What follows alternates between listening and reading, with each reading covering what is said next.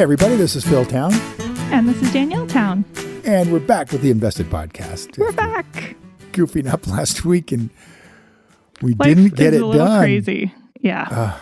Yeah. I have still not been feeling well, in case anybody couldn't tell from the last one where I was like a complete ghost / drunk person / hit in the head. Like, I don't know. So to recap, you have had COVID now for how many days? I wasn't actually drunk. No, I'm COVID free now, which is great, but I've been feeling not good, and at times very, very not good for like 9 weeks at this point. I've kind of lost track, but I think it's somewhere around that. So, we don't have to talk about that too much because we've talked about it before, and I'm feeling more energy this week. I'm now measuring my time in weeks rather than days. You know, it's not like I'm going to be feeling better tomorrow, but I have been feeling a little better each week. And I think the challenge here, for me, it's kind of a strange experience because I really feel like my investing practice helps me with this sort of thing in terms of looking at something long term, thinking about it like, instead of like there being a goal, it being just about the experience and trying to make myself feel a little better all the time without pushing it out too much. And it's going to be, I think, a long recovery, like months kind of long recovery. If you're an athlete in your life, I mean, like a serious athlete, maybe a quasi-pro or something like that, you build into your body a kind of a certain knowledge, I think, a little bit. And it makes it easy to go back to being in shape. You know, like your body gets back in shape quicker and stuff. Yeah. And I think, the fact that you're in physically good condition helps you in some ways fight off stress that other people have. I mean, you're, let's say, your immune system might be better or something like that. How do you think being an investor helps you with this kind of stress? You said that you thought that your practice influences how you're dealing with things. Well, an investing practice is all about doing things right now, today, that are only going to bear fruit 2 years, 5 years, 10 years, 50 years from now. And that's a great point.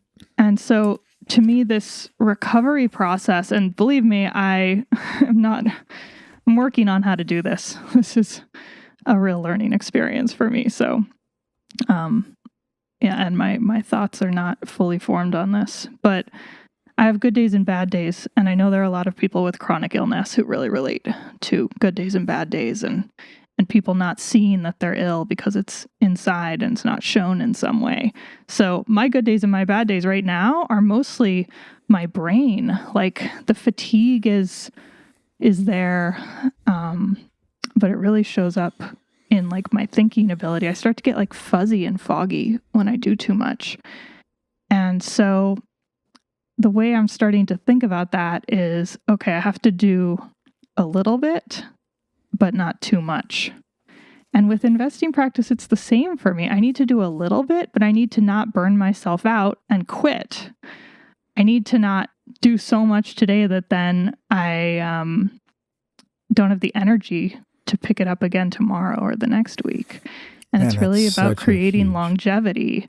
So it's a real challenge for me because I feel like I should be able, the worst word in the world, should be able to just get better.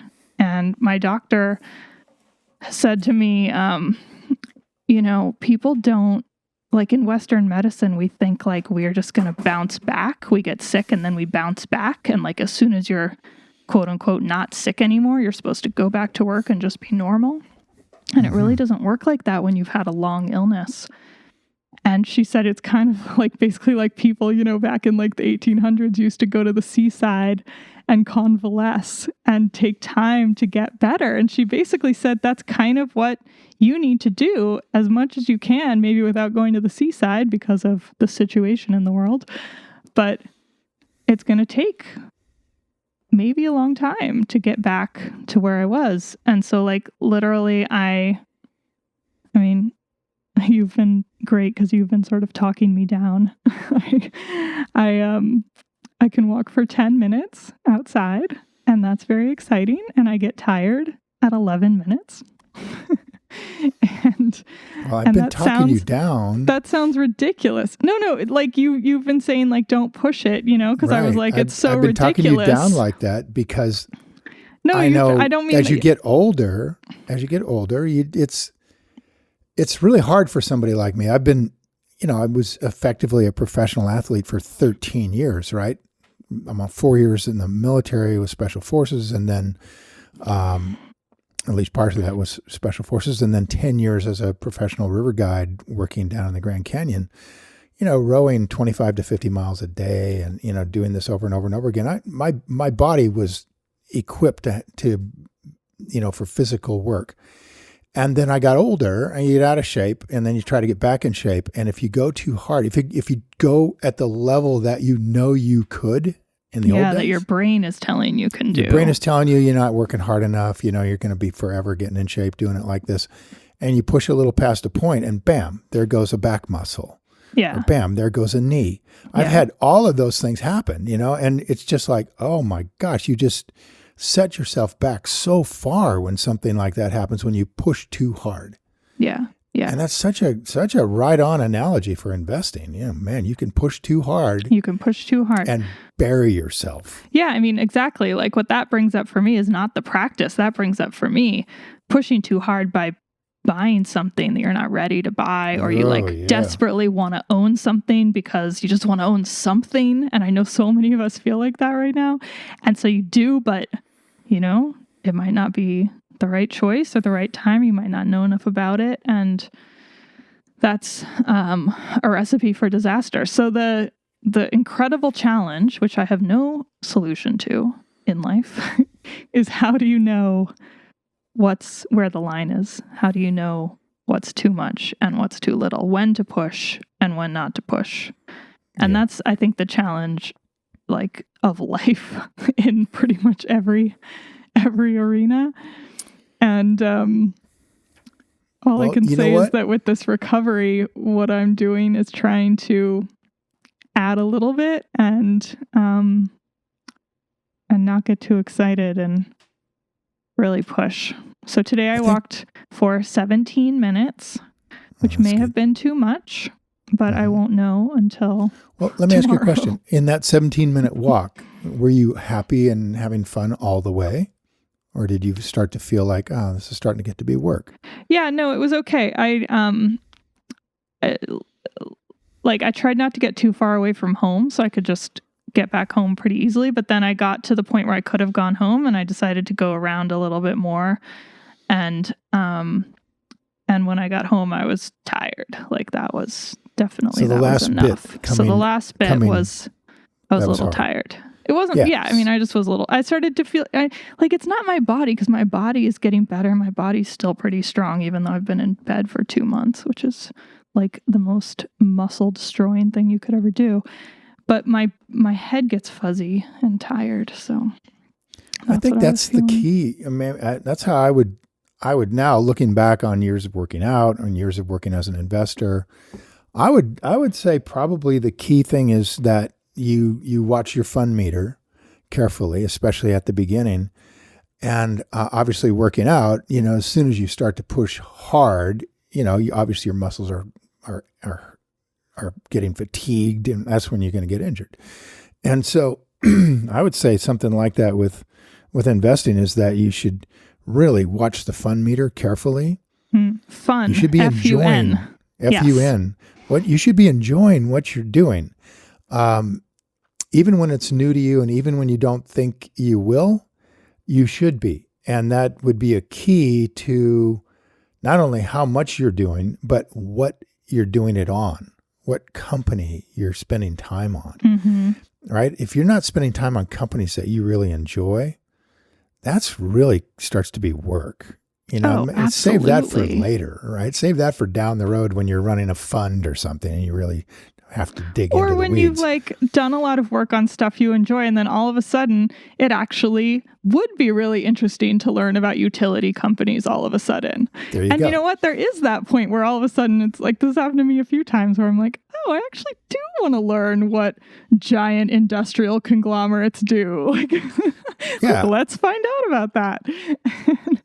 That would have never been interesting before, but the knowledge builds, and there comes a point when it's useful to know those things, and that's what makes it interesting. So take real seriously this idea that you should remember from Li Lu. You know, we've talked about Li Lu here, fabulous investor, 30% compounded for 2 decades or more, and who is one of the only people Charlie Munger has ever given money to invest for him. And Li Lu said that investing is a process of self-discovery, which I find so fascinating because you sort of have made that point from the time we've started walking into this together. Absolutely, yeah. This process of self-discovery and magnifying what you love. Mm. He really makes this point. It's about what you love and about understanding yourself well enough to know what that is and then magnifying it. Isn't that just exactly what you've come to in this practice concept? Absolutely. One thing I've been thinking to myself about some companies lately, and I haven't been able to think a lot, so I've been trying to kind of like figure out what to do.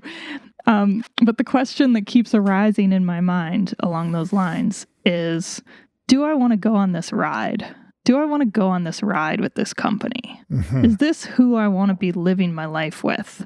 Because when you own a company, you do live your life with them. And it is a ride of like the ups and the downs and the, how does lockdown affect this company? Like how does anything affect this company? And I'm always thinking that out, like, and it feels like an up and down of a ride. And so I have, with the companies that I own and the companies that I've been thinking about, I've been thinking like, do I want to be on this ride? And his way of saying that is, do I love this? Do I want to be do I want this magnified in my life? Yeah. So how do you know that? I mean, one thought that jumped into my mind is that, like, did the idea of going and visiting this factory or this retail shop, did the idea of visiting these guys and getting my hands on the actual process that they use, is that exciting, or is it, I don't really but more than that, do I want this to grow in the world? Do I want to look at this thing that they make or this service they provide and hope that there's 10 times more of it coming up in our world? Very good. That's the ride that I want to be on. Very good. Yes. 10 times more of it in the world. That's a really nice concept. That's such a nice concept. And then you dig in, and because if you really like it, if you really think this thing is really cool, you know, you love those burritos, to beat the burrito horse once again. We'll never let go. I'll never let go.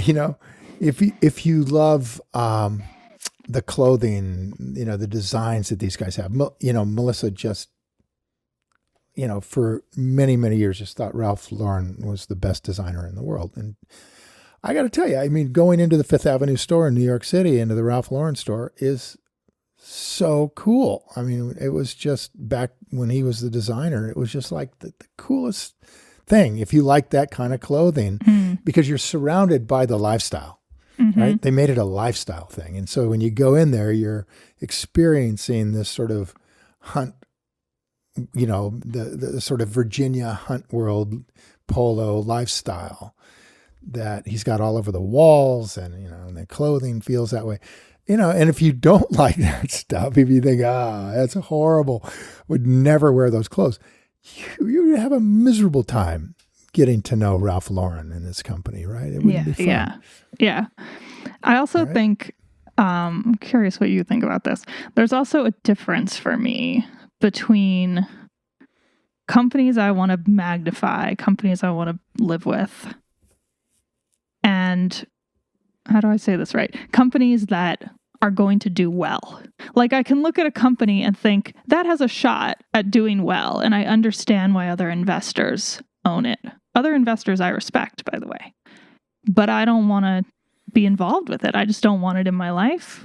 I don't, I mean, to say it again, I don't want to go on that ride with that company. Yeah. And I have not come down on whether or not that's actually a good way to go, because as an investor, I do think there's a certain level of like separation, and it doesn't always have to be so personal.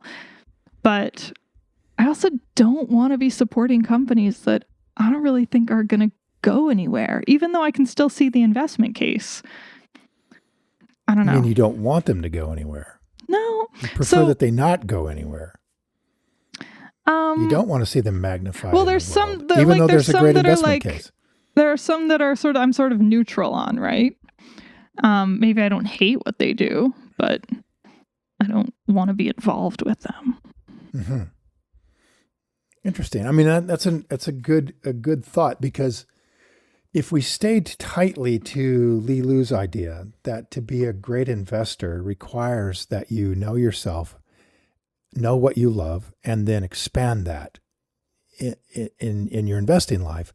Well, I mean, obviously, if you really are neutral on something or ambivalent, you don't love that thing, and you're basically outside the strategy. As soon as you start to work hard on something you don't love, you're outside the strategy. You are now in that area where it's work, in that area where if this thing goes down, it's going to be stressful. It's not going to be fun. It's not a restaurant you want to own more of when the price is getting lower. Maybe that's the key right there, because it is going to go down, right? So it's going to go down. If it's going to go down, am I going to be able to remember all the reasons why I loved it and everything, or am I going to be as a dog and I should have been out of it a long time ago? Exactly. And I won't tell you right now, you're going to own companies like that, because it's, we can infinitely trick ourselves. And so kind of one of the critical things is to know what you don't know. Okay. That's sort of the Warren Buffett view of it. Know what you don't know, which is quite difficult. It requires quite a lot of self-awareness. And you have quite a lot of humbleness and quite a lot of skepticism about what's going on in your own head. I mean, you can pretend and it's really easy to do it. For sure. Especially when you really want to own this thing. So, I mean, to the degree that you want to own a company, it's very easy to start pretending I'm going to give you an example. Like Tesla, for example, would be a company that many of our listeners would love to own. I mean, the guy has done something most people would have said is impossible, to take on the big three automakers, much less the overseas automakers, design, build, and now become profitable. Tesla is now profitable the last 4 or 5 quarters. Unbelievable what Musk has done with that company.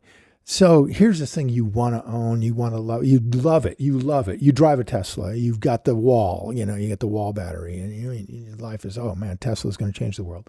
You want to own it. Yeah, but is it a good investment? I mean, you're going to do the work and find out that, yes, I really want this to go down because it's such a good price here where I want to buy it, right? Yeah. Whatever. Well, maybe that's maybe there's 4 categories. There's the category of companies that you don't like and aren't good investments. There's companies you do like and want to be successful, but don't meet the investment criteria, like Tesla. There's companies that that you don't really like too much, maybe don't hate, but they're like whatever, but they do sort of meet the investment criteria. And then there's the companies that you love and meet the investment criteria. All right, I'm writing these all down. I love to make a matrix. Yeah, it's just a matrix. So you're basically Boston Consulting Group matrix here. Yeah, I mean, the company I'm thinking of which is like sort of a controversial one, is this shopping mall company, and it's Seritage. And I just don't, there's a lot of good reasons to own that company. And I get it. But I don't really think that I want to support shopping malls going forward and office buildings. And I'm not against it. It's fine. But I've been asking myself if I want to be on that ride. I would say go a little deeper on Seritage. I don't So think see, this they're is literally a shopping mall company. I know, and I know a fair bit about them, but they they're real estate, and I've been asking Well, they are myself real like, estate, yeah. yeah, I mean, they basically build gathering places. and so I don't want to like get into it. Don't you want to go to gathering places? No, I don't. That's the point. You don't want to go. Oh, we're not gathering anymore. We don't do restaurants. We don't gather. No. Again, I mean, do you not want to? I get the investment case, but is this something that I want to be involved in for the next 20 years? And I think for me, I don't. Well, interesting. You're using the words involved in, right? And then there's another for the next 20 years. And then there's another view, which is I want to magnify this in the world for the next 20 years. I want this to grow Different bigger things. in the world. True. Mm-hmm. So which is it? Both of those? You don't want sort of gathering places to grow in the world, at least the way Seritage is doing it, and you don't want to be involved in that business for the next 20 years. No, I don't care at all if gathering places grow or not. Okay. I guess that's the answer. I don't care. So, and Neutral on that one. And I don't want to be involved in that business of caring. Maybe that's the best way to say it. Gotcha. I don't want to have to care. Gotcha. Whereas somebody else might feel like this is just the most cool business in the world because they're building the newest kind of cutting edge, multi-use, living, office, gathering, restaurant. And they own a huge amount of really valuable property, and the business case is there. Mm-hmm. But there it is. There's the value. What do you love? Yeah. And then magnify it. Yeah. That's fantastic. I really like that. I go back to the thing, if you don't want to go and hang out with the business, that may not be the business for you. It's like, but it's also like there's also an element of neutrality that's okay, like that's where you can get in trouble. But that's where you get in trouble. That's where you get in trouble. And I think that's where what you just said about like if the price goes down, are you going to freak out? That really hit me because I would freak out and worry that my analysis got screwed up somewhere because I don't I'm not a true believer, Mm-hmm. Mm-hmm. I think that's super, super important. I've made mistakes on companies where I really wasn't that interested in what they were turning out there. I sort of had an intellectual interest and I could kind of create for myself. Yeah. But I couldn't bring myself to go and look at it. And it just wasn't interesting enough to go and bother. At like the product or something?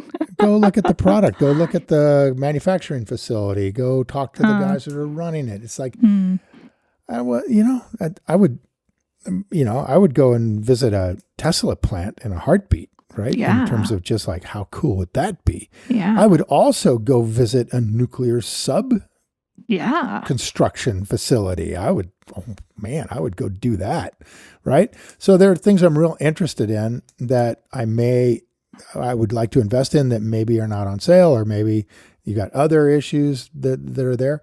But man, getting neutral is a bad idea. Getting neutral or going after things you're kind of neutral on, I think can lead you outside your circle of competence, outside that little canyon. Mm-hmm. Because now you're doing it for the wrong reason. Now you're doing it for the money. For money. Yeah, right. You don't want to do this for money. So maybe that's the crux of it. Is it okay to invest for money? Or does that lead you down a road that will end in less money? This is great. We haven't talked about it like that before. No, we haven't. I mean, certainly we do trading, and we do trading for money. I mean, absolutely. Well, you do trading. Me, I do. And I know that, Buffett did it for many, many years until he really kind of got too big. Even now he still does, although he's kind of limited on what he can trade. No question, he put some bets down. He put down a $6 billion bet on the S&P 500. So, I mean, he's gonna do some trades, but I think I separate trading and investing quite clearly. See, in my mind. I actually not to get off on a tangent about trading, but I don't really separate it. And I don't think that there needs to be a separation, because from what I've seen you do, it's always, tell me if I'm wrong, but I think you're always running trades on companies that you would otherwise like to own. No? Sort of. Sort of. So there's where it gets into neutrality. Because it's like, I think I can call, if I may not want to own this company in particular, and I don't really want to do enough research on it to know if I want to own it or not. I'm in that kind of neutral zone, but I'm fairly confident that in the valuation that I've got on it, I'm fairly confident it's going to go up. I'm fairly confident it's at a floor. So these are trading talk, right? It's at a floor. Mm-hmm. I know that there's some investors coming into this thing for certain reasons. Gambling talk. It's gambling talk. Yeah, I've got an edge here. Mm-hmm. And if I've got an edge, then I can trade. So that's different. Okay, that's different. Yeah. And also I'm trading well outside the margin of safety. I'm above the margin of safety when I'm trading. So I'm taking risk that this thing continues to come down or whatever. So yeah, I think trading is very different. I think that investing, you don't take those kinds of chances. You stay well within your circle of competence, and you find your circle of competence by what you love and by exploring yourself. And I'll tell you right now, one of the things that we're all experiencing to some degree is a lot about self-awareness during this whole pandemic and through these election cycles and what's going on politically around the world. And I mean, there's a lot of stress out there right now, and it's really impactful. Yeah, huge. It's really impactful. I was just thinking about some of the ways you can, obviously being away from stress or handling it as an investor is super critical. And just what we're talking about right now, loving the business, being passionate about it, exploring yourself, who you are and what you really are caring about, helps you so much with stress. When you're neutral about stuff, you can get pretty stressed out. True. So that's kind of an investing way to go at it. That's a really big point. But I'm just thinking of other ways people deal with stress that are some really good ways to do it, some really bad ways to do it. I'm thinking one of the obvious ways people deal with stress on a day-to-day basis is to just sit down in front of a TV and veg, or to take. Wait, did you qualify that as a bad way? I think do I need to change my entire life? Something we probably most of us do. I mean, there's that feeling like I just can't do more right now. I just need to not do something and just be entertained, Yeah. Turn the brain off. And then at that same moment, I'm going to deal with stress by grabbing the potato chips and the sour cream. And now I'm maybe not doing all that positive thing, but maybe it's a neutral thing with my brain because I'm watching something. But now I'm eating in a way maybe I shouldn't be eating, and I'm going to have a beer, and it's and then you stay up too late, and then you don't sleep right, and then the next day is damaged, and then you don't feel creative. Not that I have any personal experience with any of this. So that's a fairly common way of dealing with stress that creates more stress ultimately. Yeah, right. So what are some ways that create less stress? I mean, that we could do. Oof. Well, I think I was thinking about this beforehand because everybody's so stressed out today and this week in the world. And I was thinking, like, how am I dealing with my stress? Not to mention just the stress in my body. So what I'm doing is I am trying to go for a walk every day, which, yes, is part of me getting physically better, but I started to do that actually before I got sick. And it really helps, especially because so many of us are stuck at home, to just like stand up and move a little bit. And some people find it helpful to like listen to audiobooks, or speaking of that sort of getting away thing that you just talked about, or go with a friend. That's a really good way to be a little bit social if you stay apart, of course. But I personally have found that I need to just be alone and not listen to anything and not walk with anybody. And part of that is I don't want to get I don't want to walk too fast because I'm so much slower than everybody else right now. So it's better for me to go alone. But it's also like I intentionally have not been listening to music or anything else because I just want my brain to have a break and observe what's around me and frankly get bored. I want to get bored on that walk and not be thinking about anything other than where I am and being present. And that's what helps me get away. The second thing is... Well, hang on that one. I just want to add that's exactly what Melissa does. Oh, cool. Absolutely the same thing. I mean, she tried meditation, and sitting down and closing your eyes for 20 minutes wasn't her thing at all. And I mean, she does it once in a while, but that's what I like to do. And that's my thing. But well, that was my second one is cool. We'll come back to meditate. That. But while we're on the walking, she goes out and she has really wonderful experiences out in nature. I mean, she tries to observe nature closely. I think it's her way of being present, as you just described, is to look deeply at what's right there in front of her. And she finds that out in the backwoods here is just magic. There's magic right in front of her, right where she's stepping at the deepest kinds of levels. And I think she sort of transcends out there. I think it's really good for her. And she has to do it alone, and no podcast and no music and no walk, no iPod, AirPods or whatever. Yeah. Same deal. That's so there's really that. Neat. Yeah. There's that.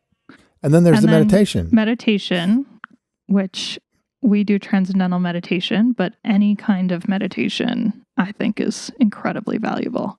It's been really cool, by the way, to see the rise of meditation in the last 5 years or so. It's so normal now. Like everybody does it. When I was a kid, we were the weirdest, most ostracized kids. Like we really did. We really did take you way out on the extreme, didn't we? Yes. So now for me to be like, oh, meditation, and people being like, yeah, I meditate every day. I'm like, what? It's amazing. I know you've been meditating since you were 5. Yeah. And people don't realize that 5-year-olds can meditate, but there's techniques for little kids, and they're cool. They work. Mm-hmm. But, and I always say you can do whatever kind you want. I do think transcendental meditation is a really good kind, and it's worked really well for me. But what I like about it is it's easy. There are other forms of meditation that are tough. I mean, but they may be also really powerful. I think there's a great book out there called 7-Story Mountain by Thomas Merton, where he describes the different forms of sort of communing, with nature or God or whatever. This guy was a Catholic priest, a monk, not just a priest, but a monk. And he explored what monks around the world do in terms of meditation and found that this has such similar results, right, through different modes of meditation. Contemplative prayer, deep Zen Buddhism, meditations, Hindu-type meditations, all seem to give out a similar kind of experience. And in the way we're looking at it right now, just in terms of stress release, those things are super powerful stress relievers. I think there's actually a pretty big body of evidence that that's the case now, that sitting quietly, I mean, I obviously know that sleep is a stress reliever. If you can sit quietly for a few minutes and go even deeper than sleep, it makes sense that it releases stress. Mm-hmm. So yeah, there's that. And then I think there's other kinds of meditation. If you think of what is the actual goal of meditation, which is to, not apart from stress relief and all that, the goal of meditation, we could say, would be to transcend your thinking process, to go beyond thinking. And there's lots of ways to do that. I mean, Kobe Bryant would go beyond thinking on a basketball court playing professional basketball and describe it like a monk. I mean, sitting in a Zen Buddhist monastery. Yeah, I mean, Nuno uses the Headspace app, so he actually does do meditation through an app, but his main thing that really helps him is riding his bike, like doing really hard exercise, cycling. he feels much better in his head after he does that. I feel like total crap and like I want to kill myself because it was so hard. But, you know, to each our own. So. Your hubby's in fabulous physical condition, he's in good too. shape, so he makes it. Yeah, so there are different ways. And so I would say to explore that, you know, you could realize that long distance runners have a certain in the zone high. Mm-hmm. They kind of go beyond themselves. Long distance swimmers experience that. Basketball players talk about the zone. Yeah, I mean, there's a good movie with Kevin Costner as this older, on his last legs pitcher in the National League who's throwing a no-hitter, and he's inning after inning, and his shoulder's getting agonizingly sore, and literally he's on his last year of playing baseball, and he's got these family problems. He's flashing back to all this stuff. But when he gets it right in his head, it shows visually the wipeout of the entire stadium. It just blurs out everything. And it's just gone. Yeah. And he's ticking down into this space where he's completely present in that moment when he throws the pitch.